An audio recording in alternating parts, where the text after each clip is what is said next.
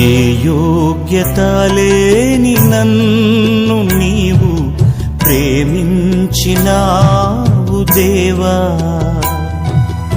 ఏ అర్హత లేని నన్ను నీవు రక్షించినావు ప్రభువా.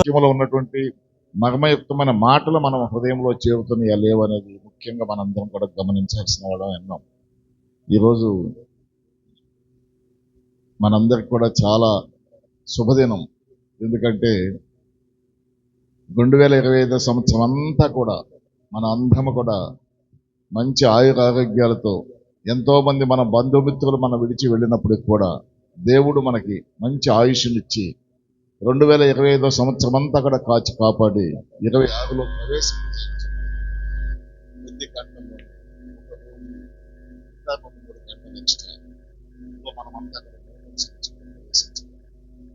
నూతన సంవత్సరంలో ప్రవేశించబోతున్నది మనం సంతోషించాలి.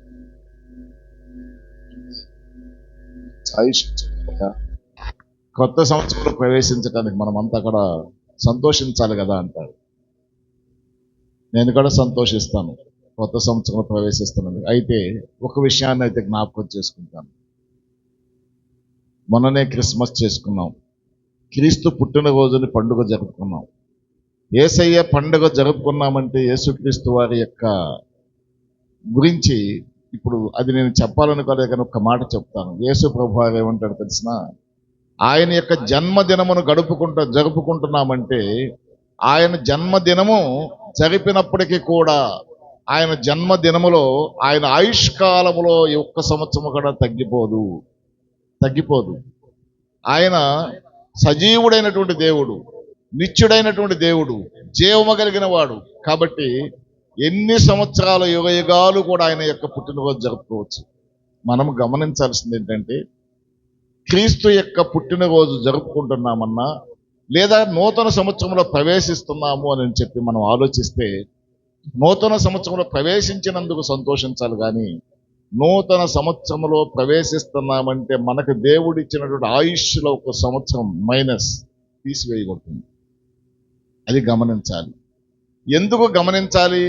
మంచి ఆయుష్ ఇచ్చాడు కదా, మేము సంతోషంగా మా నూతన సంవత్సరంలో ప్రవేశిస్తున్నాము కానీ దాన్ని సెలబ్రేట్ చేసుకోవాలని మనం అంతా అనుకుంటాం. కానీ సెలబ్రేట్ చేసుకోవాల్సిందే, సంతోషించాల్సిందే.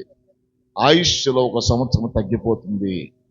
ఆయుష్లో ఒక సంవత్సరం తగ్గిపోయినందుకు ఎందుకు మనము దాని గురించి ఆలోచించాలంటే, దేవుడు మనందరికీ కూడా మన పాపాలన్నీ కూడా క్షమించటానికి, మనమందరం కూడా నిత్య జీవములో తనవలే తనతో పాటుగా మనందరం జీవించటానికి దేవుడు అనుగ్రహించి తన ప్రాణమును అర్పించి శిలువ మరణము పొంది మనందరిని కూడా పాప విముక్తుడిగా చేశాడు. అలా చేసిన దేవుడిని గురించి ఆలోచించినప్పుడు మనం ఏమై ఉన్నామంటే, ఈ యొక్క నూతన సంవత్సర వేడుకలు మాత్రమే జరుపుకునేవాడుగా ఉన్నాం. కానీ మనము మిగతా విషయాలు ఆలోచించట్లా. దేవుడు నూతన సంవత్సరాన్ని అనుగ్రహించినందుకు సంతోషించే కంటే, నూతన సంవత్సరం మనకు అనుగ్రహించింది ఎందుకంటే, దేవుడు అయ్యా మీ అందరి కూడా పాపాల నిమిత్తం నేను మరణించాను కదా, మీ తప్పుల నిమిత్తం నేను మరణించాను కదా, నా తండ్రి నన్ను పంపించి శిలువ మరణము పొంది నేను సృష్టించినటువంటి ఈ నరులందరి యొక్క పాపాలన్నీ కూడా క్షమించమని చెబితే నేను వచ్చానయ్యా. మీరందరూ కూడా క్షమించబడ్డారు. మీరంతా నిత్య రాజ్య వారసత్వమును వెళ్ళటానికి నేను ఈ పని చేశానయ్యా. అయితే మీరంతా కూడా నా తండ్రి చిత్తమును నెరవేర్చి నేను వచ్చి చేసిన కార్యమును బట్టి మీరంతా కూడా నిత్య వారసత్వాన్ని పొందుకోవడానికి వెళ్ళటానికి నేను చేసిన దానికి మీకు కొన్ని సూచనలు చేశానయ్యా. నా ఆజ్ఞలు మీకు ఇచ్చేశాను. నా ఆజ్ఞలు మీరు గైకొన్న వారై ఉంటేనే, మీలో స్థిరమైనటువంటి మనసు ఉంటేనే నేను రక్షణ పొందాను. బాప్తిజం తీసుకున్నాను. బాప్తిజం తీసుకున్న నేను దేవుని దగ్గరికి వెళ్ళిపోతానని మనం అనుకోవటానికి వీలే లేదు. మనం రక్షణ పొందిన తర్వాత, రక్షణ పొందేటప్పుడు దైవ సేవకుడు అక్కడ మన చేత చేపించినటువంటి ప్రమాణముల పాపములన్నీ కూడా విడిచిపెట్టి నీటిలో ఇంకా ఆ పాపాలు జ్ఞాపకం చేసుకోను అంటే తిరిగి చెయ్యను అని మనం చెప్పేమే. దాని యందు స్థిరమైనటువంటి మనస్సు కలిగి మనము ఉన్నప్పుడు మాత్రమే ఆ నిత్య జీవానికి, దేవుడు అనుగ్రహించినటువంటి నిత్య జీవానికి, ఆయన మన కోసం వచ్చి చేసినటువంటి త్యాగానికి ప్రతిఫలంగా ఉంటుంది. కాబట్టి కొత్త సంవత్సరంలో ప్రవేశించబోతున్న మనమందరం కూడా దేవుడు చెప్పినటువంటి ఎందుకు ఈ నూతన సంవత్సరంలో ప్రవేశించడానికి 1వ తారీఖు చాలా ప్రాముఖ్యత ఉంది. అయితే ఎప్పుడైనా నేను చెప్పాలనుకున్నా కానీ సమయం ఇప్పుడు నేను అలా దాని గురించి మాట్లాడాలనుకోలేదు. 1వ తారీఖు చాలా ప్రాముఖ్యత ఇచ్చాడు దేవుడు, 25వ తారీఖుకి 1వ తారీఖు. అయితే ఇప్పుడు మనము దేవుడు ఇచ్చినటువంటి ఆజ్ఞలు ఏమిటి? దేవుడు స్థిరమైన మనస్సు కలిగి మీరు కూడా నాతో పాటుగా నిత్య వారసత్వమును పొందుకుని పరలోక రాజ్యంలో స్వతంత్రించుకోండి అని చెప్పినప్పుడు మీరు అలా చెయ్యాలంటే, నేను మీకు ఇచ్చినటువంటి ఆజ్ఞలు పాటించేవారిగా ఉండాలంటే ప్రథమమైనటువంటి ఆజ్ఞ ఏమిటండి? ప్రథమంగా మనకు దేవుడు ఇచ్చిన ఆజ్ఞ ఏమిటి? ఎస్, నీ దేవుడైన యెహోవాను నీ పూర్ణ హృదయముతోనూ, పూర్ణ ఆత్మతోనూ, పూర్ణ బలముతోనూ, పూర్ణ శక్తితోనూ ఆరాధించము. అటువలనే, దాని వలనే నిన్ను వలే నీ పొరుగువాని ప్రేమించము అని అన్నాడు. నిన్ను వలే నీ పొరుగువాన్ని ప్రేమించమన్నాడు. జాగ్రత్తగా అర్థం చేసుకుని మీరు ప్రతినిత్యం వినే మాటలే. ఎందుకు దేవుడు నిన్ను వలే నీ పొరుగువాన్ని ప్రేమించమని ఈ రోజున మన జ్ఞాపకం చేస్తున్నాడంటే, ఒక శరీరం ఉంది, ఒక మనిషికి ఒక శరీరం ఉంటుంది. శరీరంలో అనేక అవయవాలు ఉన్నాయి. నా చెయ్యి ఉంది అన్నం తినడానికి, ఈ చెయ్యి ఉంది ఇంకొక దానికి, లేదా ముక్కు ఉంది శ్వాస తీసుకుంటానికి, కళ్ళు చూస్తానికి. ఇవన్నీ కూడా ఒక్కొక్క అవయవానికి ఒక్కొక్క పని పెట్టేశాడు దేవుడు. దేని పని అదే. దీనికి చేతికి దెబ్బ తగిలితే శరీరం అంతా బాధపడిపోతుంది. ఇక్కడ దేవుడు జ్ఞాపకం చేసేది ఏంటంటే, అయ్యా నిన్ను వలే నీ పొరుగువాని ప్రేమించవయ్యా, నేను మిమ్మల్ని ప్రేమించిన ప్రకారంగా మీరు కూడా ఒకరినొకరు ప్రేమించుకోండి అయ్యా, నేను వచ్చింది అందుకే అని చెప్పి దేవుడు చెప్పాడు కదా.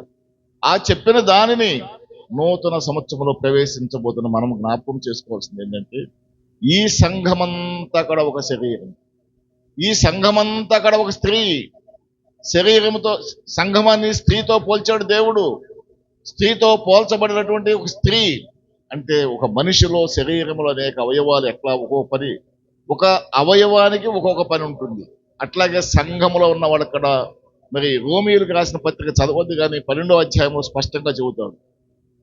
ఇక్కడ సంఘములో ఉన్న వాళ్ళకు కూడా ఒక్కొక్కరు ఒక్కొక్క పని.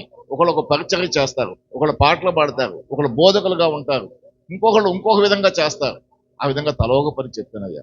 అయితే మీలో మీరు ఎవ్వరు కూడా ఒకరి మీద ఒకరు ద్వేషభావం లేకుండా, సంఘములో ఉన్న వాళ్ళకి చెప్తున్నాడు దేవుడు రోమీయులకు రాసిన పత్రికలో, ఎవ్వరు కూడా ఒకరి మీద ఒకరి ద్వేషభావాలు లేకుండా ఒకరిని ఒకరు ప్రేమించేవారిగా ఉంటూ అందరూ కూడా సంతోషించే విధంగా, ఒక అవయవమై అంటే ఒక స్త్రీ లేదా ఒక పురుషుడు, ఒక మనిషి ఏ విధంగా అయితే అనేక అవయవాలతో కూడి ఉంటాడో, ఈ సంఘము కూడా అనేక మంది మనుష్యుల చేత ఏక శరీరమై ఉంటుంది అన్నారు.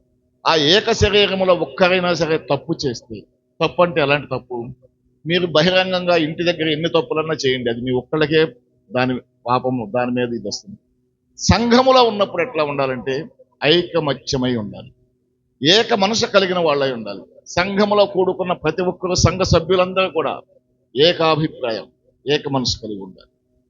అలా ప్రేమ కలిగిన వాళ్ళమై జీవించడానికి దేవుడు ఈ రోజున నూతన సంవత్సరంలో ప్రవేశించే మనమందరం కూడా జ్ఞాపకం చేసుకోవాల్సింది, దేవుడిచ్చిన ఆజ్ఞ సంఘములో ఉన్న వారందరూ కూడా ఏక మనసు కలిగి, ఒకే ప్రేమతత్వం కలిగి, ఒకరినొకరు ప్రేమించుకునేవాళ్ళుగా, ఒకరినొకరు ద్వేషించుకోకుండా ఉండాలని దేవుడు మనం నూతన సంవత్సరంలో ప్రవేశించడానికి ముందుగా మనం హెచ్చరిస్తూ ఉన్నాడు. కాబట్టి దేవుడు చెబుతాడు, అదే రోమీయులకు రాసిన పత్రిక 12వ అధ్యాయంలోనే మనం చూసినట్లయితే, రోమా 12:17 నుంచి 21 దాకా చదువుకున్నాం. ఆ ఆ ఆ ఆ ఆ ఆ ఆ ఆ ఆ ఆ ఆ ఆ ఆ ఆ ఆ హ్మ్ హ్మ్ హ్మ్ హ్మ్ హ్మ్ హ్మ్ హ్మ్ పోయిను. ఆ, ఆ, చాలు. జాగ్రత్తగా అర్థం చేసుకోండి. దేవుని యొక్క వాక్యం ఏమంటుందంటే, ప్రేమ కలిగి ఉండాలంటే దేవుడు నేను చాలా ప్రేమ కలిగి ఉన్నానయ్యా, అందుకే నేను కష్టపడి చలిలో కూడా మందిరానికి వచ్చి నేను దేవుని ఆరాధిస్తున్నానని చెప్పి మన మనసులో అనుకుంటూ ఉంటాం కదా. అలా కాదు నాయనా. నీవు గనక ప్రేమ కలిగిన వాడై నేను చెప్పిన వాక్యానుసారంగా జీవించే మనసు నీకు ఉంటే, నీలో ఉండవలసినటువంటి కొన్ని సూచనలు నేను చెబుతున్నాను, వాటిని పాటించేవాడుగా ఉండాలని దేవుని వాక్యం చెబుతుంది. ఏమని అంటున్నాడంటే, కీడు చేసిన వానికి ప్రతి కీడు ఎవడో కూడా చేయొద్దు అంటున్నాడు. ఎవరైనా సరే నీ పట్ల కీడు చేసినట్లయితే అతనికి మళ్ళీ తిరిగి కీడు చేయవద్దు, కీడు చేయొద్దు అంటున్నాడు. మనుష్యులందరి దృష్టికి యోగ్యమైనటువంటి పనులే చేయాలి అంటాడు. చూడండి, మనుషులందరి దృష్టికి యోగ్యమైన పనులు అంటే అందరూ మెచ్చుకునే పనులు చేయాలి. మిమ్మల్ని నొప్పించే విధముగా నేను ఏ పని చేయకూడదు. మీరు అందరూ సమాజంలో అందరూ ఒకటే, ఏక మనస్సు అని అనుకున్నాం కదా, ఏక శరీరము. ఈ సమాజము, ఈ గ్రామము, ఈ పల్లె అంతా ఆలోచిస్తే ఇక్కడ మనం ఎవరికి కూడా ఇబ్బంది కలిగే విధంగా చేయకూడదు.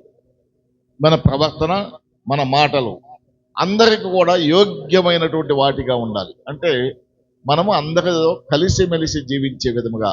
అవతల వాడు తప్పు చేస్తాడు, అవతల వాడు నిన్ను దూషిస్తాడు, నీకు కీడు చేస్తాడు, అయినప్పుడు కూడా కొంచెం సహనమ కలిగి నీవు కనుక ఆ కీడుకి ప్రతి కీడు చేయకుండా ఉంటే అది దేవునికి ఇష్టమైనటువంటి కార్యం, దేవుడు కోరుకునే కార్యం. అలా గనక ఉన్నట్లయితే నీవు ప్రేమ కలిగిన వాడవి అంటాడు. శక్యమైతే అంటే మీ వల్ల గనక అయినట్లయితే చేతనైనంత మట్టుకు అందరితో కూడా సమాధానంగా ఉండండి అంటాడు. అంటే మీ వలన గనక అయితే అందరూ సమాధానంగా అంటే ప్రేమ కలిగి ఉండండి అని చెప్తున్నాడు. ప్రియులారా, మీకు మీరే పగ తీర్చుకొనక దేవుని ఉగ్రతకు చోటు ఇవ్వండి అంటాడు.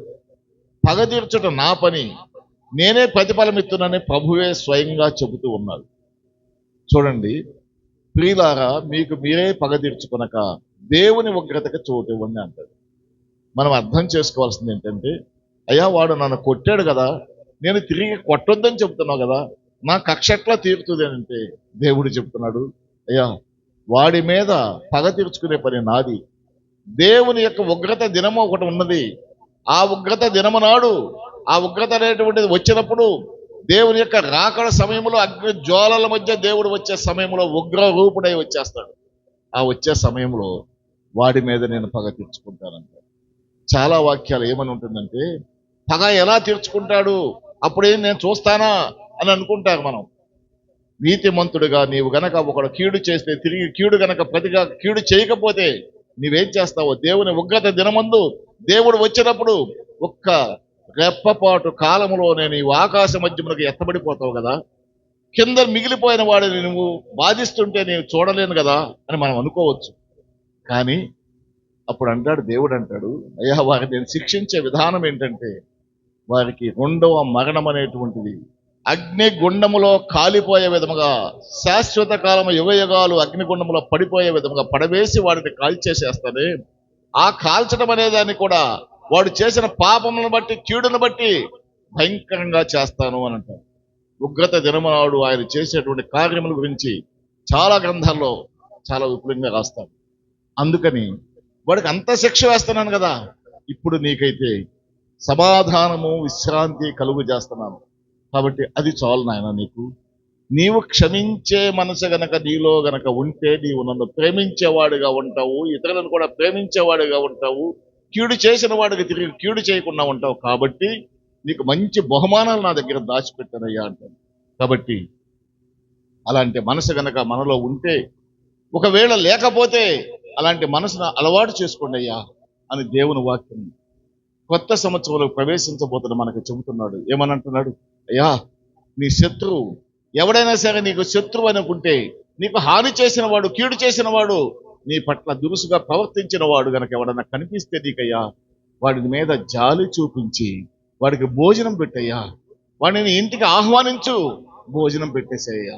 అట్లా కనుక భోజనం పెడితే అప్పుడు వాడు మనసు మార్చుకుని దేవుని పట్టకి వచ్చేస్తాడేమో. వాడు గనక ఆకలితో అలమటిస్తే భోజనం పెట్టు, దప్పికుంటే వాడికి మంచినీళ్ళు అందించయ్యా. అలా చేయటం వలన నీవు మంచివాడు అయిపోతావు, నీకు ఆశీర్వాద ఫలాలు ఎక్కువగా ఉంటాయి. కానీ వాడిని శిక్షించేదానికి నేను చాలా వాడి నెత్తి మీద నిప్పులు కుప్పగా కుమ్మరించేసేస్తాను అంటాడు. చిన్న శిక్షవైనయ్యా, ఎందుకంటే నా కుమారి లేదా నా కుమారుడు ఎంతో హృదయ వేదనతో బాధపడుతూ కూడా ఎదుటి వాడు చేసిన పాపములను బట్టి కీడును బట్టి వారిని క్షమించి ఓర్చుకుని ఓదార్పుతో ఎంతో సహనముతో ఉన్నది. అలాంటి నా కుమారుని శిక్షించిన వాడికి బహుగా శిక్షించాలని అంట నిప్పుల కుప్పగా వాళ్ళ తల మీద పోసేస్తాడు. అంటే హెచ్చింపు రెట్టింపు శిక్షణ వాళ్ళకి విధిస్తానయ్యా అంటున్నాడు. అగ్నిగుండములో కాలేదానికి ఇంకా అగ్నిగుండములో నేను ఇంకా భయంకరమైన వేడిని కలగజేసి నిప్పులు కుప్పగా పోసి వాడిని కాల్చేస్తాను అంటాడు. కాబట్టి అమ్మా అలా చేస్తానంటాడు. చివరిగా ఒక మాట ఏమని ఉందంటే 21వ వాక్యంలో, కీడు వలన జయింపక. కీడు జాగ్రత్తగా అర్థం చేసుకుంది. కీడు వలన జయింపక, కీడు వలన జయింపక మేలు వలన కీడుని జయించండి అంటాడు. కీడు వలన జయింపక అంటే ఏంటంటే అర్థం ఏంటి? అర్థమైందండి ఆ వాక్యం? కీడు వలన జయింపక, ఎవరైనా సరే మనకు హాని చేసినా కీడు చేశారనుకోండి, ఎవరైనా నీ పట్ల కీడు చేస్తే వాడికి తిరిగి నీవు గనక కీడు చేసి, ఓహ్ వాడు ఒక దెబ్బ కొడితే నేను 2 దెబ్బలు కొట్టేశాను, వాడు నన్ను ఒక బూతు తిడితే నేను 4 బూతులు తిట్టేశాను, చాలు అని అనుకుంటున్నావేమో, విజయం సాధించాను అనుకుంటున్నావు. అది విజయం కాదు. దాని వలన ఆ కీడు చేసి నువ్వు విజయం పొందలేవు. అలా జయింపక మేలు చేసి, దేవుడు ఇప్పుడు చెప్పిన విధముగా మేలు చేసి ఎదుటి వాడికి, నీ శత్రువైనటువంటి వాడికి అన్నము పెట్టి ఆహారం అందించి లేదా దప్పిక తీర్చి వాడి అవసరములు తీర్చిన దానమైతే, మేలు చేసి కీడు చేసిన వాడి నుంచి జయము పొందినట్టుడైతే అది గొప్ప అంటున్నాడు. కీడు వలన జయింపక మేలు చేసి జయించండి అంటాడు. అంటే కీడు చేసిన వాడికి మేలు చేసినందువల్ల నువ్వు విజయం పొందుతావు. కాబట్టి అమ్మా దేవుడు చెప్తున్న హెచ్చరిక మాటలు, నూతన సంవత్సరంలో కొత్త సంవత్సరంలో ప్రవేశిస్తున్నాం, ఆనందిద్దాం అనే దానికంటే దేవుడు కూడా మనల్ని కోరుతున్నాడు. నూతన సంవత్సరంలో ప్రవేశించబోతున్న మనందరికి కూడా దేవుడు కోరుతున్నాడు, అమ్మా మంచి మనసు కలిగి ఉండండి, ఏక మనసు కలిగి ఉండండి. మందిరములు అందరూ కూడా ప్రేమతత్వాన్ని తీసుకోండి. ఏక శరీరముగా ఉన్నటువంటి అవయవాలన్నింటిలో ఒక అవయవానికి బాధ కలిగితే మిగతా అవయవాలన్నీ ఎలా బాధపడతాయో, సంఘములో ఉన్నటువంటి ఒక బిడ్డ వలన బాధపడుతూ ఉంటే మిగతా బిడ్డలు కూడా బాధపడే మనస్తత్వం కావాలి. ఒకరు బాగా ఆకలితో ఉన్నారు, ఒకరు శ్రమలతో ఉన్నారు, ఒకరు కొన్ని కష్టాలతో ఉన్నారు. వాళ్ళ పట్ల జాలి చూపించకుండా గనక ఉంటే మనలో ప్రేమ లేనట్లు. వారి పట్ల జాలి చూపించాలి, ప్రేమ కలిగి ఉండాలనేది దేవుడు కోరుకుంటున్నాడు. అమ్మా అంతేకాకుండా నూతన సంవత్సరంలో ప్రవేశించబోతున్న మనందరికీ కూడా ఆలోచించవలసిన విషయం ఏంటంటే, దేవుడు మంచి మనసు ఉన్నటువంటి వాడికి ఎలాంటి అసూయ, ద్వేషాలు, ఈర్ష్య ఇలాంటివి కూడా ఉండకూడదు అంటాడు. అసూయ ద్వేషాలకి నూతన సంవత్సరంలో మన మనసు మార్చుకుని రక్షణ తీసుకున్న మనమంతా కూడా జ్ఞాపకం చేసుకోవాల్సింది, మనలో అసూయ ద్వేషాలు ఉండకూడదు. ప్రేమ కలిగిన వాళ్ళమై మనం జీవిస్తున్నామంటే కీడు చేసిన వాడిని మేలు చేసే కీడుని జయించాలన్నాడు. రెండవదిగా చెప్తున్నాడు, ఎవరైనా సరే అసూయ ద్వేషాలు అనేవి అది మంచిది కాదమ్మా. అసూయ ద్వేషాలు లేకుండా మరి మనమందరం కూడా ఉండాలని చెప్పి దేవుడు కోరుకుంటున్నాడు. ఒకసారి సామెతల గ్రంథం 28వ అధ్యాయం 10వ వచనాన్ని చదవండి.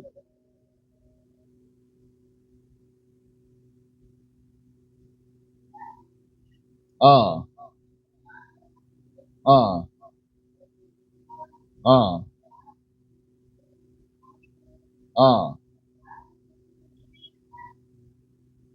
ఆ 26వ అధ్యాయం 27వ వచనం చదవండి. 26వ అధ్యాయం 27లో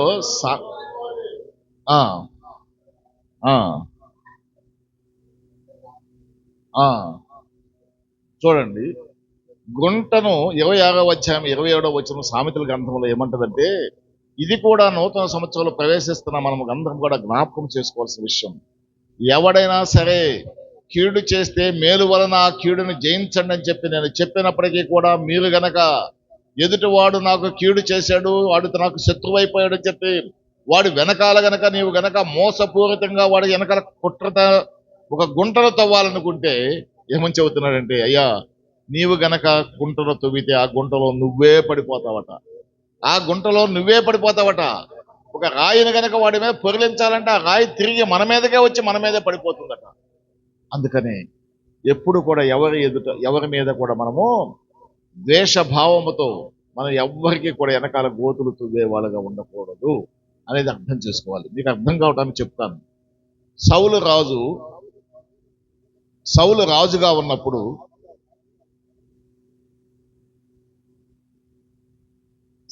రాజుగా ఉన్నప్పుడు దావీదు మరి ఆయన దగ్గర సేవకుడుగా, ఆయన సంగీత నాదములతో మెప్పించేవాడుగా ఉంటూ వచ్చాడు. అయితే సౌలు తర్వాత దావీదు వచ్చాడు. దావీదు తర్వాత ఆయన కుమారుడైనటువంటి సొలొమోను రాజు అయ్యాడు. మీ అందరికి కూడా తెలుసు. సొలొమోను రాజుగా అయిన తర్వాత సొలొమోనుకి మరి అన్నదమ్ములు చాలా మంది ఉన్నారు. దావీదు కుమారులు చాలా మంది ఉన్నారు. 4 కుమారులు చనిపోయారు. ఆ చనిపోయిన వాళ్ళలో ఒకడు ఎవడంటే అదోనియా అనేటువంటి కుమారుడు ఉన్నాడు. ఆ అదోనియా చేసింది ఏంటంటే, దావీదు బాగా ముసలితనం అయిపోయాడు. ముసలితనం అయిపోయినప్పుడు ఆ ముసలితనముతో ఎంతో ఆయన మంచం మీద పడుకుని సేద తీరటానికి చలికి ఆగలేకపోతుంటే ఒక చిన్న అమ్మాయిని తీసుకుని వచ్చి వివాహము చేసినట్టుగా చేసి ఆ అమ్మాయిని పరిచర్యకు ఇచ్చేశారు. అతడు ఏమంటాడంటే, నాకు పరిచర్యగా మాత్రమే చేసింది. అదోనియా ఇంకో భార్య కుమారుడు. అతను ఏం చేస్తాడంటే, సొలొమోను రాజుగా పట్టాభిషేకం పొందక ముందు అదోనియా అనుకుంటాడు, మా అన్నదమ్ములంతా కూడా చనిపోయారు, నేనే పెద్ద వయసు గలవాడిని, రాజ్యాన్ని పరిపాలించేటువంటి శక్తి నాకే ఉందని చెప్పేసి అదోనియా ఒక మనసులో ఒక దుర్బుద్ధి కలిగి మంచం మీద పడుకున్నటువంటి తండ్రి అయినటువంటి దావీదుని నిర్లక్ష్యపరిచి తనను తానే రాజుగా ప్రకటించుకుని గొప్ప బలాఢ్యుడైనటువంటి సైన్యాధిపతి అయినటువంటి అబ్నేరును యోవాబుని తీసుకుని వెళ్ళి పట్టాభిషేకం పొందేశాడు. పట్టాభిషేకం పొంది నేనే రాజుని అన్నాడు. అయితే అలాంటి సమయంలో చేసినప్పటికీ కూడా అతను తర్వాత రాజు సొలొమోన్ని రాజుగా ప్రకటిస్తాడు. సొలొమోను రాజ్యాన్ని చేబూనాడు. సొలొమోను రాజ్యాన్ని చేబూనిన తర్వాత మరి అదోనియా వచ్చి సొలొమోను యొక్క తల్లి అయినటువంటి బత్షెబా దగ్గరికి వచ్చి, అమ్మ నాకు ఒక చిన్న కోరిక ఉన్నది, అది రాజు అయినటువంటి సొలొమోనుతో చెప్పు. ఏమిటంటే, నేనే రాజునని చెప్పేసి ఇప్పటి వరకు అనుకున్నాను. అయితే నా తండ్రి అయినటువంటి దావీదు నీ కుమారుడైనటువంటి బాలుడైనటువంటి సొలొమోనుకి చేశాడు, అతడు రాజు అయ్యాడు. కానీ నాకు మనసులో కోరిక ఉంది. నేను ఆవిడ పేరేంటి పాస్టర్ గారు? కెతూరానా? దావీదుకి చిన్నతనంలో అదే ముసలితనంలో పెళ్లి చేసి కెతూర్ అనుకుంటాను. ఆ చాలా అందమైనటువంటి మరి ఆ చిన్న బాలికను 20 సంవత్సరాలు ఉంటాయట. ఆ బాలికను మరి నాకు తల్లే గాని నేను ఆమెను వివాహం చేసుకోవాలనుకుంటున్నాను. నా అన్నైనటువంటి నా తమ్ముడైనటువంటి సొలొమోనుతో చెప్పు అంటాడు. సరే నాయన చెబుతాడు అంటాడు. అప్పుడు సొలొమోను ఏం చేస్తాడు తెలుసునండి, అతన్ని వెంటనే ఉరి తీపిచ్చేస్తాడు, సంహరించేస్తాడు. అప్పుడు అంటాడు సొలొమోను ఏమనంటాడు తెలుసిన, నీవు తండ్రి మీద ఎదురు తిరిగి తండ్రిని అన్యాయంగా రాజరికం నుంచి దింపేయాలని చెప్పి నీకు నీవే రాజుగా ప్రకటించుకున్నావు, ఒక తప్పు, అది క్షమించేశాం. అంటే ఒకసారి గొయ్యి తవ్వావు, నిన్ను క్షమించేశాం, ఇప్పుడు తల్లిని వివాహం ఆడతానన్నావే, ఈ తప్పు క్షమించను అంటాడు. అందుకని నీకు మరణ శిక్ష అంటాడు. చూడండి, మీకు ఇంకా బాగా అర్థం కావటానికి మీ అందరికీ తెలిసినటువంటిది, ఇజ్రాయెల్ ప్రజలందరినీ కూడా మరి బబులోను సామ్రాజ్యము జయించి బానిసలుగా కొనిపోయింది. బానిసలుగా కొనిపోయిన తర్వాత బబులోను సామ్రాజ్యాన్నంతా కూడా పారసీక రాజులు జయించేశారు. పారసీకులంతా జయించిన తర్వాత ఇజ్రాయెల్ ప్రజలంతా కూడా బానిసలుగా అక్కడ ఉన్నప్పుడు అహశ్వరోషు అనేటువంటి రాజు పరిపాలిస్తున్నాడు. అక్కడ ఎస్తేరు మనందరికీ కూడా తెలుసు, రాణిగా ఉన్నది. ఆ సమయంలో ఆమె యొక్క అన్న అయినటువంటి మొర్దెకై ఆమెకు అన్న. మొర్దెకై ఉన్నప్పుడు ఆ సంస్థానంలోనే పనిచేస్తూ ఉన్నాడు మొర్దెకై. అక్కడ హామాను అని చెప్పేసి ఒక ప్రధానమంత్రిగా ఉన్నాడు. రాజు అయినటువంటి అహశ్వరోషు దగ్గర ప్రధానమంత్రి ఎవరున్నారు? మరి హామాను ఉన్నాడు. హామాను ఏది చెబితే రాజు అదే చేసేవాడు హామాను. అయితే హామాను ఏమనుకుంటాడంటే, ఇక్కడ చేరిన ప్రతి వారు కూడా అందరూ కూడా నాకు నమస్కరించాలి, అందరూ కూడా నాకు వంగి నమస్కరించాలని కోరుకుంటాడు. హామాను ఆ విధంగా కోరితే మొర్దెకై ఏమని కోరుకుంటాడంటే, నిత్య రాజ్యానికి ప్రసాదించేటువంటి దేవుడైనటువంటి యెహోవాకి తప్ప నేను ఎవరికి కూడా వంగి నమస్కరించను అనేటువంటి మనసు కలిగిన వాడు మొర్దెకై. దేవాతి దేవునికి మాత్రమే నేను నమస్కరిస్తాను, అది కూడా నేను మోకరించి నమస్కరించేది దేవాతి దేవునికి అనేటువంటి మనసు కలిగిన వాడు. మొర్దెకై లోపలికి రాజు దగ్గర నుంచి బయటకు వచ్చినప్పుడు వెళ్ళేటప్పుడు కూడా హామానును చూసి తల వంచేవాడు కాదు. అయితే హామాను కోపగించుకుని ఈడెవడో ఈ మొర్దెకై అని చెప్పంటే యూదుడు అని చెప్తారు, బానిసలు అని చెబుతారు. అప్పుడు మొర్దెకైని ఒక్కడనే ఎందుకు చంపాలి, ఈ యూదులందరిని కూడా చంపేసేయాలని చెప్పి రాజు దగ్గర తన పలుకుబడిని ఉపయోగించి ఒక శాసనము తీసుకుని వచ్చి యూదులందరినీ కూడా పలానా తారీఖు నాడు చంపేసేయడానికి సిద్ధపడ్డాడు. అయితే అలా జరిగిన తర్వాత ఒక రోజుని మొర్దెకై ఏం చేస్తాడంటే, హామాను బయటకు వస్తుంటే అసలు అతను తిరస్కరించి అతని వైపు కూడా చూడకుండా అలా ఉండిపోయేకి మరి హామానుకి ఇంకా కోపం వచ్చేసేసింది. అప్పటిదాకా వీడిని కాదు, రేపటి సాయంత్రంలోగా వీడిని ఉరి తీసేయాలని చెప్పేసి ఇంటికి వెళ్ళి 50 మూరల ఎత్తైనటువంటి ఉరి కొయ్యను తయారు చేయించితే అక్కడ చేసినప్పుడు భార్య అంటది, వాడు గనక యూదుడైతే నీకు జయము కలగదు హెచ్చరించింది. అయినప్పుడు కూడా తనకున్న బలాతిశయమును బట్టి, తనకున్న అధికార బలమును బట్టి అతను ఏమనుకుంటాడు, రాజు నేను ఎంత చెప్తే అంతే, రేపు సాయంత్రానికి ఉరి తీయాలనుకుంటాడు. కానీ జరిగిందంతా కూడా మీ అందరికీ తెలుసు. ఇప్పుడు సమయం లేదు, కానీ రాజు ఆ రాత్రే తనను చంపాలనుకుని చూసినటువంటి వాళ్ళ యొక్క గ్రంథాన్ని తెప్పించుకొని చదివినప్పుడు ఆ సమాచారం ఎవరిచ్చారంటే మొర్దెకై ఇచ్చాడంటే, మొర్దెకైని తీసుకుని వచ్చి సన్మానించండి అని చెప్పేసి ఉదయాన్నే రాజుకు ఊరేగేటువంటి గాడిద మీద ఊరేగిస్తూ ఆయన వస్త్రములు ఆయన కిరీటమును ధరింపజేసి, ఓ హామాను నీవే ఇతను ఊరేగించు, రాజు ఎవరినైతే ఘనపరచాలనుకుంటాడో వాడికి ఇంతటి ఘనత పొందుతాడు అని చెప్పేసి చేయించేశాడు. వాడి తల ఇదైపోతుంది, బాధపడిపోతాడు. తర్వాత అదే ఉరి కొయ్య మీద అదే రోజు ఏ ఉరి కొయ్య మీద అయితే హామాను మరి మొర్దెకైని ఉరి తీయాలనుకుంటాడో అదే రోజు అదే సమయానికి హామాను ఆ ఉరి కొయ్య మీదే ఉరి తీయబడ్డాడు. తాను ఏ ఉరి కొయ్య మీద అయితే ఎదుటి వాడిని చంపాలనుకుంటాడు. హామాను క్రూరుడు, మొర్దెకై దేవునికి మాత్రమే భయపడేవాడు. ఆయన కీడు చేయలేదు, హామాను కీడు ఏమీ చేయలేదు. మొర్దెకై ఏమి కీడు చేయనప్పటికీ కూడా కీడు చేయడానికి ప్రయత్నం చేశాడు హామాను. ఇక్కడ దేవుడు ఏమని చెప్పాడు, కీడు చేసిన వారికి ప్రతి కీడు చేయొద్దయ్యా అన్నాడు. అక్కడ హామాను ఏం చేశాడు, కీడు ఏమీ చేయలేదు, ఈయనకి కీడేమీ చేయలేదు, కానీ అయినప్పటికీ కూడా అతన్ని చంపేయాలనుకున్నాడు. అంటే ఎందుకు చెప్తున్నానంటే, మనం ఎవరినైనా సరే కీడు తలంచితే, గుంటను తవ్వితే, ఎవరైనా కొట్టాలనుకుంటే ఆ విధంగా దేవుడు కొట్టేస్తాడు. అయ్యా నేను ఎంతో ప్రార్థిస్తున్నాను, నేను ఎన్నో శ్రమలు పడుతున్నాను, ఈ లోకంలో అనేక మంది నన్ను విమర్శిస్తున్నారు, దూషిస్తున్నారు, వాళ్ళందరికీ కూడా దేవుడు చేయట్లేదే అని చెప్పి అనుకుంటారు. చాలా వాక్యాధారాలు ఉన్నాయి. తగిన సమయంలో దేవుడు వారిని ఇహలోకపరంగా అక్కడ శిక్షిస్తాడు. ఎవరైతే దేవుని యొక్క రక్షణ పొంది దేవునిలో నడిచేటువంటి వాళ్ళు ఉన్నారో వాళ్ళు పాపము చేస్తే, తప్పు చేస్తే దేవుడు ఇక్కడే మాత్రమే శిక్షిస్తాడు, పరలోకంలో శిక్షించడు. మనం ఇక్కడ తప్పు చేసామనుకోండి, రక్షణ పొందినటువంటి వాళ్ళం, దేవుడు ఇక్కడే మనకి ఏదో కష్టము, లేదా బాధ, లేదా అనారోగ్యము, లేదా ఇంకా ఏదైనా కల్పిస్తాడు, ఆర్థిక బాధలు, శ్రమలు, శోధనలు కలిగిస్తాడు. ఎవరైతే దేవుని ఎరగకుండా ఉంటారో, దేవుని నమ్ముకోకుండా ఉంటారో, దేవుని పట్ల విశ్వాసం ఉండదో వాళ్ళని ఇక్కడ బహుగా ఆశీర్వదిస్తాడు. పాపము చేసినా కూడా ఇంకా చెయ్యి నేత్రాశ, జీవపు డమ్మము ఎన్ని కలిగి నీవు లోకాశలతో బాగా జీవించే విధంగా నీవు ఆశీర్వదించబడు. ఎందుకంటే నీకు పైన కీడు చేసిన వానికి ఏమన్నాడు, నిప్పులు కుప్పగా పోస్తానన్నాడు కదా, ఆ కుప్పలు మీకోసం రెడీగా ఉంచానయ్యా, మీరు ఇక్కడ బాగా ఆనందించండి అంటాడు. మనము దేవుని నమ్ముకున్న వాళ్ళకి శోధనలు ఎందుకు కలుగుతాయి అంటే, దేవుడు ఇహలోకపరంగానే మాత్రమే మనం చేసిన తప్పును బట్టి శిక్షించబడతాం. ఎవరైతే దేవుని యందు విశ్వాసం లేదో వాళ్ళని పరలోకములో శిక్షిస్తాడు. కాబట్టి ఇక్కడ ఇంకనూ ఆశీర్వదిస్తాడు. కాబట్టి ఇక్కడ కాడ మనం ఎప్పుడు కూడా గుంటను తవ్వేవాడు ఎవడు కూడా అదే గుంటలో పడిపోతానని చెప్పి సామెతల గ్రంథం 26:27 స్పష్టంగా చెబుతున్నాడు.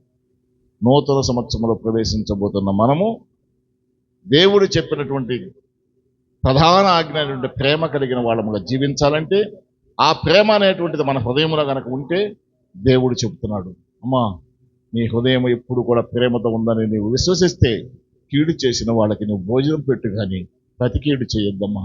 నిన్ను దూషించారా, తిరిగి దూషించొద్దు. వాళ్ళ మీద దూషించే పని నాది. వాళ్ళ వెనకాల గోతిని తవ్వాలని చూడబాకు. చూసావా, నీవే దాంట్లో పడిపోతావమ్మా. అలా చేయొద్దు. క్రైస్తవుడుగా ఉన్నటువంటి మనము నేర్చుకోవాల్సినటువంటి పాఠము ఇది. జాగ్రత్తగా మనం అందరం కూడా దేవుని వాక్యం పట్ల విశ్వాసంతో ఇప్పుడు దాకా విన్న మనమందరం కూడా జ్ఞాపకం చేసుకోవాల్సింది, ఎప్పుడు కూడా కక్షపూరితమైనటువంటి పనులు మనం చేయకూడదు. అందరూ కూడా ప్రేమ కలిగి, మరి దేవుని పట్ల విశ్వాసం కలిగిన మనమంతా కూడా మన హృదయంలో ప్రేమతత్వం ఉందని అనుకుంటే ఈ రెండింటిని మనం పాటించేవాడుగా ఉండాలి.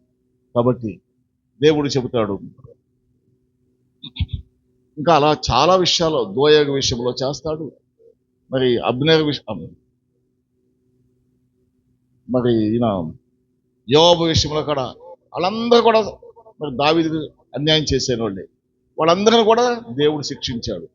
చూడండి, ఇప్పుడు దావీదు జీవితాన్ని చూస్తే దావీదుని గురించి మనందరికీ కూడా తెలుసు. మళ్ళీ చెప్పటం కాదు, కానీ దావీదు తన పట్ల ఎంత దుర్మార్గంగా ప్రవర్తించినా కూడా ఎదుటి వాళ్ళని క్షమించేశాడు. మరి సౌలు యొక్క జీవితం అంతా కూడా మరి ఆయన దేవుడు పంపించిన దురాత్మ చేత పట్టబడ్డాడట. మనం సౌలు గురించి చూస్తే సౌలు యొక్క సేవకులు అంటారు, సౌలు అభిషేకము దేవుని చేత పొందాడు. అభిషేకము పొందినటువంటి సౌలు కొద్ది కాలము తర్వాత దేవుడిచ్చిన అభిషేకాన్ని పోగొట్టుకుని కీడు చేసిన వాళ్ళకి ఇంకా ప్రతి కీడు చేస్తూ, కీడు చెయ్యని వారికి కూడా కీడు చేసే స్వభావం కలిగిపోయాడు. కాబట్టి దేవుడు ఆయన శిక్షించాలనుకుంటాడు. అప్పుడు ఏం చేస్తాడంటే, దేవుడే ఒక దురాత్మను పంపించేస్తాడు. ఒక సేవకుడు చెబుతాడు, దేవుని వద్ద నుంచి వచ్చినటువంటి దురాత్మ నిన్ను వెరపిస్తూ ఉంది, నిన్ను బాధిస్తూ ఉంది. ఎవరైనా సరే ఒక సితారా చమత్కారముగా వాయించగలిగిన వాడు ఉన్నాడేమో అని చెప్పి మేము బయటికి వెళ్ళి వెతుకుతానికి నీవు ఆజ్ఞ ఇవ్వు రాజా అంటే, ఒక సైనికుడు వెళ్ళి చూడు అంటే అప్పుడు అతడు వచ్చి చెబుతాడు, మరి యెషయా యొక్క కుమారులలో ఒకరిని కనుగొంటివి, అతడే దావీదు, గొర్రెల కాపరిగా ఉన్నాడు. అతడు సితారాన్ని చమత్కారముగా వాయించగలుగుతాడయ్యా, అతను తీసుకుని వస్తున్నామని అంటే అతను వచ్చి చమత్కారముగా సితారా వాయించిన వెంటనే దేవుడు పంపినటువంటి దురాత్మ పారిపోయిందట. చూడండి, సౌలు దేవుని చేత అభిషేకించబడ్డాడు, దేవుడే ఎన్నిక చేశాడు రాజుగా. అయినప్పటికీ కూడా, ఎంతటి శక్తిని దేవుడు ప్రసాదించినప్పటికి కూడా, ఎంతటి ఆశీర్వాదాలు ఇచ్చినప్పటికి కూడా, ఆశీర్వాదాలు ఎందుకు పోగొట్టుకున్నాడంటే, దేవుడు చెప్పిన ఆజ్ఞలు కొన్ని ఉన్నాయే, సూచనలు మనకు చెప్పి వాటిని పాటించాల. ఎందుకు పాటించలేదు? కీడు చేసిన వాడికి ప్రతి కీడు చేయొద్దు అన్నాడు. దావీదు ఎలాంటి కీడు చేయలేదు. నీకు దురాత్మ పడితే ఆయన సితారా చమత్కారముగా వాయించి నీకున్నటువంటి దురాత్మను పోగొట్టాడే. లేదా ఫిలిస్తీన్లు యుద్ధానికి వచ్చి గొల్లియాతు వచ్చి, నేను నాతో ఎవడైనా ఛాలెంజ్ చేయండి, మీలో ఎవడైనా ఒకడు వచ్చి నన్ను జయించినట్లయితే నా రాజ్యాన్ని మీకు ఇచ్చేస్తామని చెప్పినప్పుడు ఎవడు కూడా భయపడిపోయి పారిపోయారు. సౌలు కానీ, సౌలు కుమారుడైన యోనాతాను కానీ, లేదా సైన్యాధ్యక్షులు కానీ భయపడ్డారే. అలాంటి సమయంలో ఒక వీరుడుగా బాలుడైనటువంటి గొర్రెల కాపరిగా ఉన్న దావీదు వచ్చి, రాజా నేను జయిస్తాను వాడిని, ఎందుకంటే దేవుడు నాకు సహాయముగా ఉన్నాడు. దేవుని పట్ల పరిపూర్ణమైన విశ్వాసం కలిగిన దావీదు అంటాడు, గొర్రెల కాపరిగా ఉన్న నేను నా గొర్రెలను ఒక సింహం వచ్చి పట్టుకున్నప్పుడు, ఎలుగుబంటి వచ్చి పట్టుకున్నప్పుడు వాటి నోటిని చీల్చి వేసేసానయ్యా. కర్ర సహాయంతోనే చేశాను నేను, ఎందుకంటే దేవుని సహాయంతో చేశాను. ఇలాంటి గొల్యాతు మనము అభిషేకము పొందినటువంటి నీకు వ్యతిరేకంగా మాట్లాడుతున్నాడే, దేవుని చేత ఏర్పాటు చేయబడినటువంటి బిడ్డలకు వ్యతిరేకంగా మాట్లాడుతున్నాడే, వాడు మాత్రం ఎట్లా ఆ సింహము వలెను ఆ ఎలుగుబంటి వలెను వాడిని చేసేస్తానంటాడు.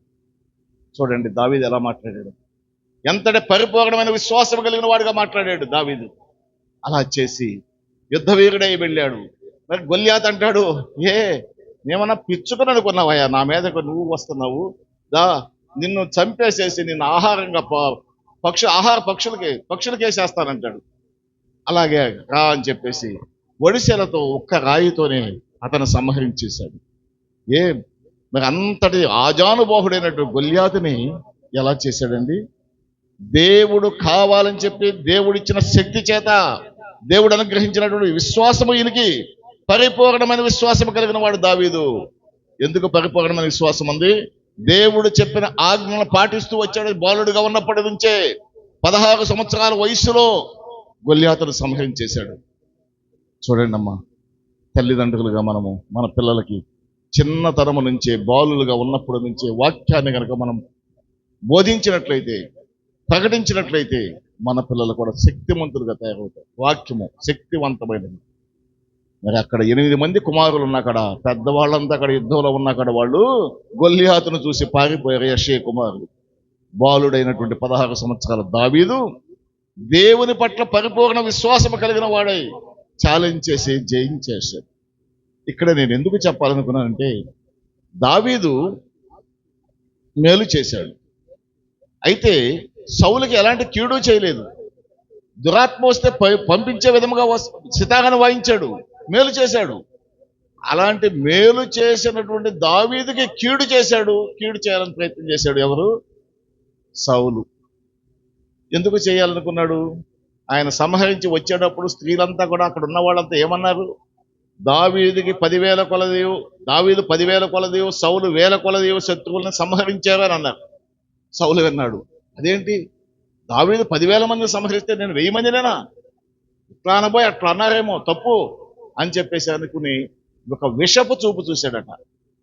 మొదటి సమూయేలు గ్రంథం 18వ అధ్యాయం 9వ వచనం ఒక్క మాట చదవండి. మొదటి సమూయేలు గ్రంథం 18వ అధ్యాయం 9వ వచనంలో సౌలు ఎంతటి కక్షపూరితంగా ఆ రోజున ఉన్నాడో చూడండి.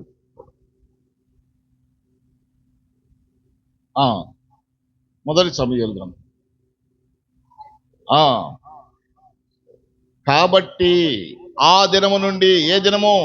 ఎప్పుడైతే గొల్యాతును సంహరించి మళ్ళీ తన రాజ్యానికి వస్తూ ఉన్నాడు, ఆయన శిరస్సును పట్టుకుని అక్కడున్న స్త్రీలంతా కూడా ఏమని అన్నారు?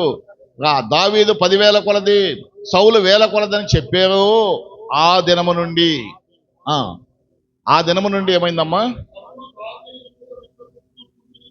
ఆ దినము నుండి సౌలు దావీదు మీద విషపు చూపు నిలిపాను అని అంటాడు. చూడండి, అంటే అర్థం ఏంటంటే, ఆ దినము నుంచి విషపు చూపట. ఎప్పుడు దావీదును సంహరించుదామా, ఎప్పుడు చంపేయాలా అని విషపు చూపు చూశాడట సౌలు.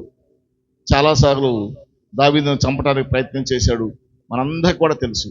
అయినా కూడా దేవుడు వాటన్నిటి నుంచి తప్పించి ఆయన జయం పొందేలాగా చేశాడు.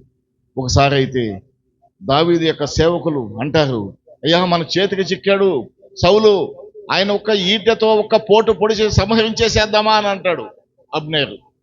అయితే వద్దు, దేవుని చేత అభిషేకించబడినటువంటి సౌలుని సంహరించేటువంటి ఇది మనం వద్దయ్యా.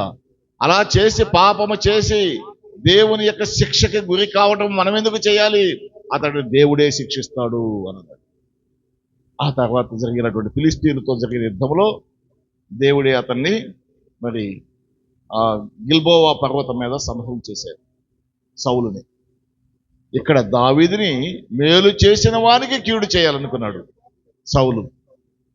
సౌలుని దేవుడే సంహరించేశాడు. చూడండి, మేలు చేసిన దావీదునికి కీడు తలపెట్టాడు సౌలు. మనల్ని ఏమంటున్నాడు దేవుడు? అయ్యా నీకు కీడు చేస్తే ప్రతి కీడు చేయొద్దయ్యా. మనం ఏం చేస్తాము? మేలు చేసిన వాడికి కూడా కీడు చేస్తాం. ఎందుకు చేస్తామన్నాం? ఎందుకు మనకి మేలు చేసిన వారికి కీడు చేస్తామంటే, మేలు చేసిన వాడు బహుగా ఆశీర్వదించబడ్డాడు అనుకోండి, మన పక్కవాడు మనకు మేలు చేస్తున్నాడు, కానీ వాడు బాగా ఆశీర్వదించబడుతున్నాడేమో. అసూయ, ద్వేషాలు, ఈర్ష్య. అది అలాంటి మనసు ఉంటే వాడికి మనం కీడు చేయాలనుకుంటాం. ఇక్కడ కూడా మేలు చేసినటువంటి దావీదుని మేలు చేసినప్పటికి కూడా కీడు చేయాలని చెప్పి ఎవరనుకున్నారు? సౌలు అనుకున్నాడు. కాబట్టి అలాంటి మనసు, అలాంటి ఎన్నోసార్లు వాక్యం వింటూ ఉంటాం.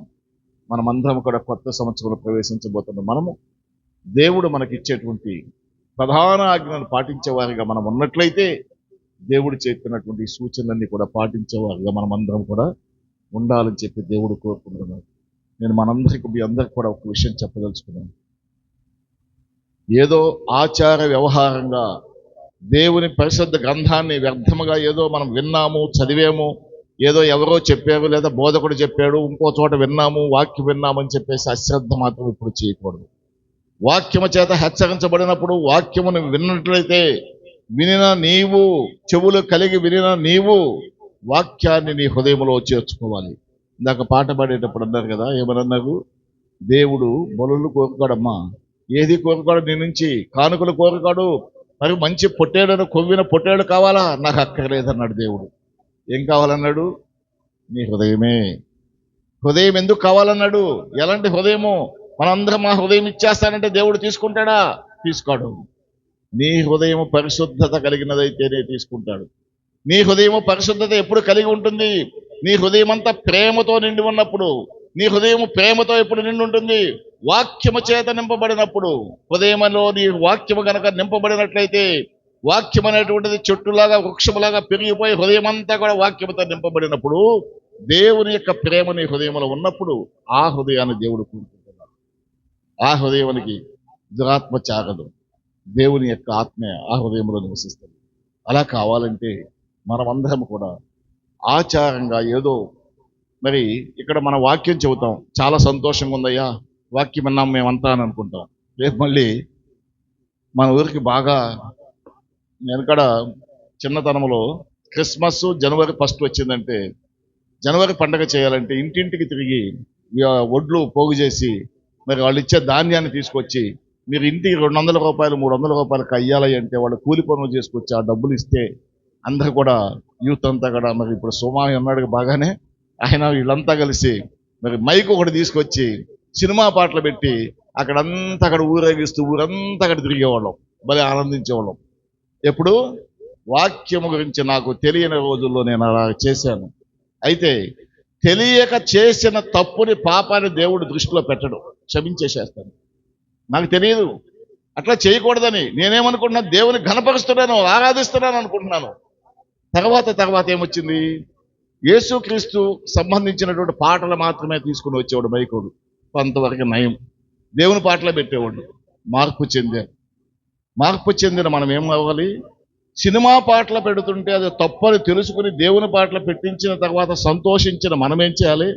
దేవుని పాటలు పెట్టి దేవుని ఘనపరుస్తూ ఉన్న మనము ఇందాక చెప్పినట్లుగా మంచి వాక్యము చేత నింపబడి ప్రార్థనా పరులుగా దేవునికి హృదయం అర్పించి ప్రార్థన చేసేవాళ్ళగా ఎదగాలి కదా. క్రిస్మస్కి, జనవరి 1కి ఇప్పుడు మనం ఏం చేస్తున్నామండి? ఆనాడు మేము ఒక మైకు తీసుకొచ్చి చెట్టుకు కట్టి ముందు లేబరపాలెంలో పెట్టేవాళ్ళం, తర్వాత దాసరపాలెంలో, తర్వాత మర్రిగొట్ట చందోలపాలెంలో పెట్టేవాళ్ళం, ఇదే చర్చలో. అది చేశామే. అదేమిటి ఇప్పుడు? మేము డీజేలు పెట్టి ఊరూరు తిరుగుతున్నామే. ఊరూరు తిరిగి పాటలు పెట్టి డాన్సులు వేసేసి మంచిగా అందరిని కూడా దేవుని ఘనపరుస్తున్నామని చెప్పాను అనుకుంటున్నాం. మనం అందరం కూడా ఆచార వ్యవహారంగా చేస్తున్నటువంటి దానిని తల్లిదండ్రులైనటువంటి మనము, లేదా వాక్యము తెలిసినటువంటి వాళ్ళు గద్దించవలసి ఉండాల్సి, కానీ ఆ విధంగా చేయటము జనవరి 1కి అది కాదు దేవుడు కోరుకుంటుంది. జనవరి 1వ తారీఖు అంటే యేసు ప్రభువారు క్రిస్మస్ 25వ తారీఖు నాడు పుట్టిన తర్వాత 1, 2, 3, 4, 5, 6, 7, 8, 8వ దినము 1వ తారీఖు వస్తుంది. ఆ 1వ తారీఖు 8వ దినం అంటే సున్నతి దినము. ఇజ్రాయెల్ ప్రజలంతా కూడా దేవుడు కోరుకున్న సున్నతిని ఆ రోజు సున్నతి తయారు చేయించి ఆ బిడ్డకి నామకరణం చేసేవాడు. అది యేసుక్రీస్తు ప్రభువారిని కూడా మరి ఆనాడు శీలోహ మందిరానికి తీసుకుని వెళ్ళి తల్లిదండ్రులు వెళ్ళినప్పుడు సుమోయోను అంటాడు, చక్కగా ఆశీర్వదించి, ఆ బిడ్డను చూసేదాకా నేను మరణమును పొందనని నాకు తెలుసు నా అంతరాత్మకని చెప్పి ఆ తల్లి మరీతో అంటాడు, నీ హృదయంలో గుండా ఒక ఖడ్గము దూసుకుని పోతుందని. అంటే పొందబోయే శ్రమల గురించి చెప్పాడు. ఆ 8వ దినము దానికి అంత ప్రాముఖ్యత ఉంది. ఈ దినము నాడు మీరు చేసేదాన్ని నేనేమి విమర్శించడానికి నేను చెప్పట్లేదు. కానీ వాక్యము తెలియనప్పుడు తప్పు చేస్తాం, వాక్యము తెలిసినప్పుడు సరిదిద్దుకోవాలి. డీజేలు పెట్టుకోవటం తప్పేం కాదు, పాటలు పెట్టుకోండి, అందరికి భోజనాలు పెట్టండి, అందరికి ఆహ్వానించి అందరినీ ఊరిలో చుట్టాలందరినీ తీసుకుని రండి, మంచి వాక్యమును వినిపించండి, దేవుని యొక్క వాక్యమును ప్రకటించండి. దేవుడి కొరకుని దేవుని ఘనపరచడం అంటే ఆయనకు స్తుతులు చెల్లించాలి. అంతేగాని పాటలు పెట్టి డాన్సులు వేసుకుంటూ మన సంతోషం కోసం, మన యూత్ సంతోషం కోసం మనమంతా వెళుతూ గమలపాలెం నుంచి వాళ్ళంతా కూడా డాన్సులు వేసుకుంటా రావట్లేదా? ఊరిలో వాళ్ళంతా పోలేరమని ఊరేగించుకుంటా రావట్లేదా? చాలా తప్పమ్మా. నిజ దేవుడైనటువంటి యేసు ప్రభువారి గురించి తెలుసుకున్న మనము ఆ ప్రభువును వెంటబెట్టుకుని ఆ విధంగా చేయటం అనేది ఎంతటి నేరమో ఆలోచించండి. దాని గురించి చెప్పాలంటే వాక్యాలు చాలా ఉన్నాయి. ఎఫెసీ గ్రంథంలో చెబుతాడు. అయినా కూడా మీకు 2 మాటలు చెప్పి నేను ముగిస్తాను. ఆమోసు గ్రంథం 6వ అధ్యాయం 5వ వచనాన్ని చదవండి. ఆమోసు గ్రంథం 6వ అధ్యాయం 5వ వచనాలు. ఆమోసు 6వ అధ్యాయము 5వ వచనం.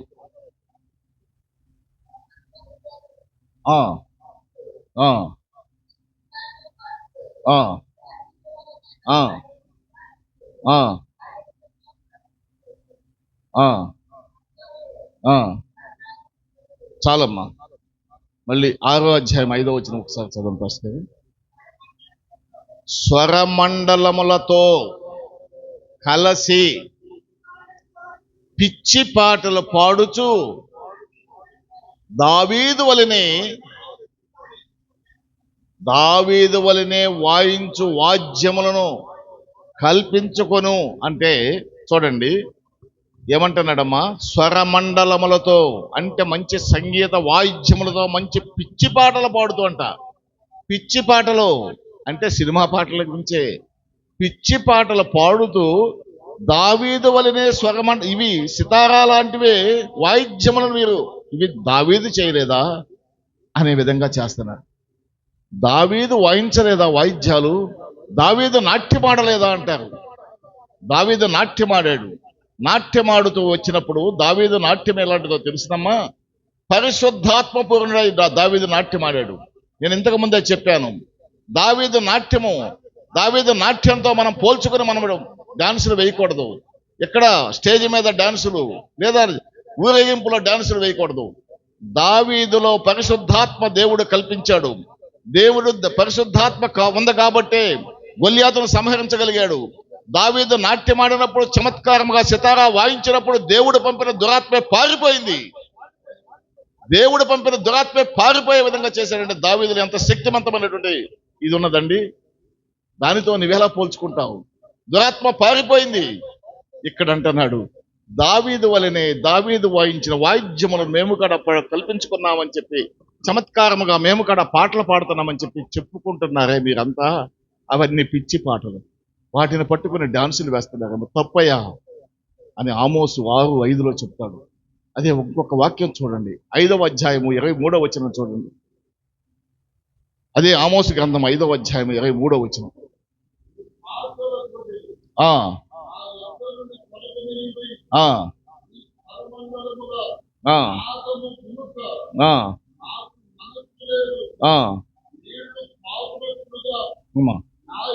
చాలు, 5:23 ఒక్కటి చదవండి ఫాస్ట్ గా. మళ్ళీ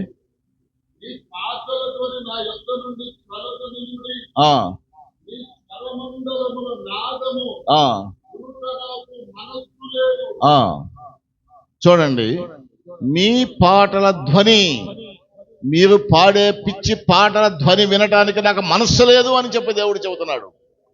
ఆ పాటల ధ్వని నాకు వినటానికే మనస్సు లేదు. మీ స్వరమండలముల నాదములు, మీరు వినిపించే పిచ్చి పాటల ధ్వని, ఆ యొక్క మ్యూజికల్ డాన్సులు, అవన్నీ చూడటానికి నాకు మనస్సు లేదు, నాకు ఇష్టమే లేదని దేవుడు చెప్తున్నాడు. దావీదుతో పోల్చి మనం పోల్చుకున్న నాట్యం ఆడేది దావీదు పరిశుద్ధాత్మపూర్ణుడై పాడాడు, డాన్స్ వేశాడు, దాన్ని దేవుడు అంగీకరించేశాడు. ఎందుకంటే దావీదు భార్యను చూడలేదు, లెక్క చేయలేదు, ప్రజలను చూడలేదు, తన తాను మరిచిపోయాడు.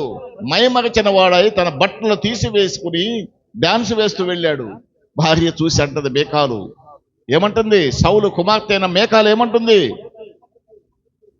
ఒక పనికత్తెలు చూచుచుండగా వ్యర్థుడొకడు తన బట్టలు తీసివేసి నాట్యమాడినట్లుగా ఇజ్రాయేలుకు రాజువైనటువంటి నీవు ఈనాడు బట్టలు తీసివేసి నాట్యమాడావే అని హీనపరిచేసిందంట మనసు నుండి. ఎంత గొప్ప మాటలుంది అయ్యా. ఓ దావీదు, ఇజ్రాయేలుకు రాజువయ్యా, నువ్వు వ్యర్థుడు, పనికిరాని వాడు బట్టలు తీసివేసి పనికత్తెల ముందు నాట్యమాడినట్లుగా నీవు రాజువైన నీవు, ఇజ్రాయేలుకు రాజువైన నీవు బట్టలు తీసివేసి నాట్యమాడేవయ్యా అని హీనపరిచేసిందట. అలా ఈనాడు మనం చేసే పనులు అలా ఉన్నాయి. దావీదు నాట్యమాడింది దేవుని ఘనపరచడానికి, మహిమపరచడానికి దేవుడు అంగీకరించే నాట్యం చేశాడు. ఎందుకంటే పరిశుద్ధాత్మ ఆయనలో ఉన్నది. కాబట్టి దావీదు వలె నేను చేస్తున్నానని ఆ నాట్య వాయిద్యాలు, సితారాలు ఇవన్నీ చేస్తున్నాము, డీజేలని మనం అనుకుంటే ఇదంతా తప్పట. నీ పిచ్చి పాటల ధ్వని నాకు వద్దు, నీ సితారా వాయిద్యాలన్నీ కూడా నేను వినను అని చెప్పేసి దేవుడు అసహించుకుంటున్నాడు. కాబట్టి అమ్మా, మీరందరూ కూడా చేతనైతే దేవుని మహిమపరచడానికి, గత కాలంలో నేను చెప్పటం కాదు, నా కాలంలో నేనున్నప్పుడు, నేను ఇక్కడ క్రిస్మస్ పండుగ జరిపినప్పుడు లేదా జనవరి పండుగ జరిపినప్పుడు జరిగినటువంటి కాలంలో ఉన్నటువంటి వాళ్ళలో కొందరు ఉన్నారు. భాస్కరమాయ కానీ, ప్రభాకరమాయ కానీ, సోమామయ్య కానీ, వీళ్ళంతా ఉన్నారు కదా. అప్పుడు ప్రార్థన పెట్టేవాళ్ళం. ఎప్పుడో హై స్కూల్లో, మన స్కూల్ ఇదే స్కూలు. ప్రార్థన పెట్టి కుటుంబాలన్నీ వచ్చేసాయి. అందరూ పలహారాలు తీసుకొచ్చేవాళ్ళు, తనకు తోచినటువంటి కానుకలు తీసుకొచ్చేవాళ్ళు. తీసుకుని వచ్చి పలహారాన్ని పంచుకుంటూ ఆప్యాయంగా ప్రేమానురాగాలతో ఒక్కటే మనసు, ఒకటే శరీరంలాగా అందరూ కూడా మందిరంలో చేరి ఆరాధించి దేవుని ఘనపరుస్తూ స్తుతిస్తూ మహిమపరిచేవాళ్ళం. ఆ రోజుల్లో ఎవరో పాస్టర్ ఉండేవాడు కాదు, ఎవరో పెద్దలు పాటలు పాడేవాళ్ళు, పెద్దలు ప్రార్థన చేసేవాళ్ళు, ఎవరో ఒకడు వాక్యం చదివేవాళ్ళు. మరి పంతులమ్మ గారిని ఉండేవాళ్ళు, ఆమె వచ్చేది వాక్యం చదివేది. ఆయన కుమారులు కూడా టీచర్లు అనుకుంటే వాళ్ళు కూడా వాక్యం చదువుతూ చెప్పేవాళ్ళు. దాని భక్తి శ్రద్ధలతో, వినయ విధేయతలతో విని వెళ్ళిపోయినటువంటి రోజులు అది. దానిని చూసి ఇంకా మనం అభివృద్ధి చెందవలసిన మనము ఎంతగా అభివృద్ధి చెందాలి? దేవుని ఘనపరిచే విధానం ఎట్లా, దేవుని మహిమపరిచే విధానం ఎట్లా? హృదయ శుద్ధి కలిగి దావీదు వలె నాట్యమాడాలంటే దావీదుగా కలిగిన మనసును కలిగినటువంటి వాళ్ళమై, అలాంటి హృదయం కలిగిన వాళ్ళవి మనమంతా చేయవలసిన మనము మరి దురాత్మ చేత నింపబడే విధంగా మనం చేయకూడదు. జ్ఞాపకం ఉంచుకోండి. ఎవరైనా సరే మీకు బాధ కలిగితే నేను చేయగలిగింది ఏం లేదు. దేవుని వాక్యం సూటిగా మనతో చెప్పినప్పుడు పాటించగలిగితే మనం పాటించాలి, పాటించలేకపోతే పర్వాలేదు. దేవుడు చెప్పిన మాటలు ఆ విధంగా చేయాలి. గతంలో దేవుడికి మంచి చేశాం, మనం దేవుని ఘనపరిచాం, ఇప్పుడు ఇంకా ఘనపరచాలి. ఎందుకంటే మనకు తెలివితేటలు ఇచ్చాడు దేవుడు, ఇంకా భాగ్యవంతులుగా చేశాడు. ఆనాడు కూలిక లేకుండా మనం కూలికి వెళ్ళి రూపాయి పోగు చేసి ఇచ్చేవాళ్ళే. ఈనాడు డబ్బంటే లెక్క లేకుండా మనల్ని ఆశీర్వదించినప్పుడు దేవుణ్ణి ఘనపరిచే విధానం అలా ఉండాలి. దేవుడు కోరుకునేటువంటిది, దేవుడు ఘనపరిచే విధానం ఎట్లాంటిదో చివరిగా నేను ఒక్క వాక్యం చెప్పి ముగిస్తాను. మీరు చూడండి, దేవుడు మన నుంచి ఆశించేది ఎప్పుడు కూడా కీడుకు ప్రతి కీడు చేయొద్దన్నాడు. ఎవరికైనా గోతులు తవ్వొద్దయ్యా, మోసం చేయవాడా, ఆ మోసం చేత నీవే మోసపడతావని ఎందుకు హెచ్చరిస్తున్నారంటే, దేవుడు మన గురించి కోరుకునేదంటే పరిశుద్ధమైనటువంటి హృదయం కోరుకుంటున్నాడు. పరిశుద్ధమైనటువంటి హృదయము అంటే ప్రేమ కలిగిన హృదయము. ప్రేమ కలిగిన హృదయం అంటే ఎలా ఉంటుందంటే, మీరు ఒక్కసారి లోకాసు వార్త 14వ అధ్యాయము 12వ వచనం నుంచి చూడండి. లోకాసు వార్త 14వ అధ్యాయం 12 నుంచి చదవండి. ఏమంటాడంటే లోకాసు వార్తలో, అయ్యా మీరు లోకాసు వార్త 14:12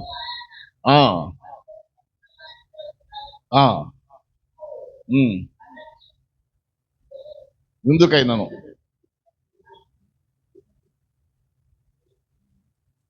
ఏమంటాడంటే యేసు ప్రభువారు ఒక దినము నాడు ధనవంతులైనటువంటి ఇజ్రాయెల్ ప్రజలలో పరిసయ్యులు అనేటువంటి వాళ్ళు భోజనానికి పిలిచారు యేసు ప్రభువారిని. జాగ్రత్తగా వినండమ్మా, ఒక్క 2 నిమిషాల్లో ముగిస్తాను. ఏమంటారంటే ఇజ్రాయెల్ ప్రజలు బాగా ధనవంతులైనటువంటి పరిసయ్యులు ఒక రోజుని భోజనానికి పిలుస్తారు.